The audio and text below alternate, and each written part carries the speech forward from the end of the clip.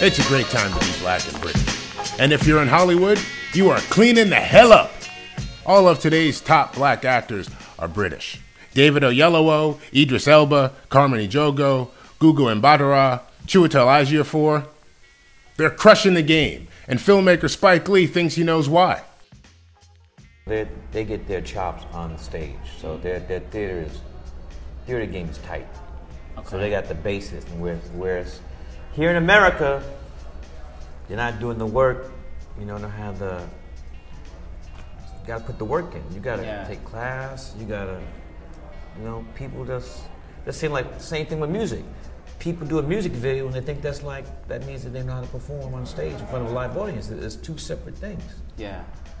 So do you think that black actors young black actors should follow in the footsteps of some of these British actors that are... They want to work. Yeah. I just think that anybody... What the fuck? That is a rather broad misassumption, considering that most African Americans who make a lifelong commitment to the career are actually quite well trained. They just don't get an opportunity to show their range that often. Why? Because they have to play rapist number 6 on SVU 8 times in their career. That's their whole life. Are you seriously telling me that our finest acting institutions are no longer churning out qualified black actors that can play slaves in the movies? I refuse to believe that. All this is racial profiling. I got you. That's what it is. It's racial profiling. Nobody wants to say it, but I'm going to say it. I'm pushing the profiling button. The perception that somehow black American actors aren't putting in the work is insulting. There are plenty of black actors busting their ass on the boards. That is trade talk for working in theater, my friends.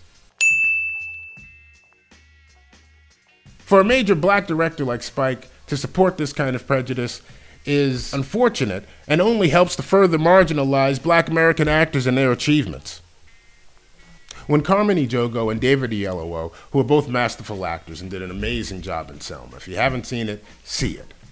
But when they suggest that they were able to do their job successfully because they have a disconnect to American history that black Americans do not have, that the task of separating that is just too daunting for a black American actor, I am sorry, but I call full and total bullshit. Does that same inability to process objectively apply to the thousands of white actors who've played the thousands of white historical figures? Of course it does not, because it is nonsense. Oyelowo himself has said that in Great Britain, they don't actually make many films or television shows with blacks in the leading roles, and they never make films about their own black historical figures. So for that reason, and others, he came to the U.S. It hardly seems fair, then, to help perpetuate a different sort of racism. All right, look. I love Idris Elba, Oyelowo, Gugu Mbatha-Raw. Who doesn't? They're doing great work. I wish them nothing but success. But I'd hate to see the contributions of thousands of black American artists minimized because of this idea that they don't put in enough work. Man, that does nothing but minimize the stereotype that we are nothing but lazy and shiftless. You know what comes after that? We're not. We're hardworking people looking for a job. So stop looking for another reason not to hire us.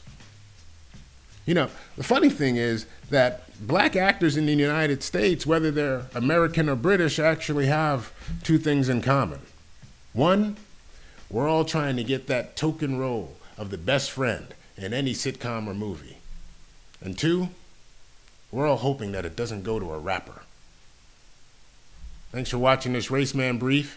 If you enjoyed, please subscribe below. You can listen to the RaceMan podcast on iTunes and read the RaceMan blog at DarianSills-Evans.com.